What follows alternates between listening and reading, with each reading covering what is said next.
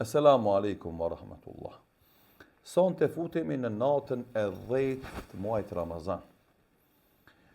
Në natën e 10 të muajit Ramazan të vitit të 10 pas pejgamberisë, 3 vjet para hijretit, ndodhi një ndodhi pikëlluese për Muhamedit sallallahu alaihi wasallam. Vdiq gruaja e tij Khatija radhiyallahu anha. E vorosi me duart e veta atë që e kishte dashur pa kufi, atë për të cilën kishte thonë, Wallahi, ma abdeleni Allahu khejren min Khatija. As kënd s'ma ka sjellë Allahu më të mirë se Khatija. Ishte besnikëria e Muhamedit sallallahu alaihi wasallam për dashurinë e tij të parë, për gruan e vet të parë, për atë e cila ja lindi këtë fëmijë përveç Ibrahimit.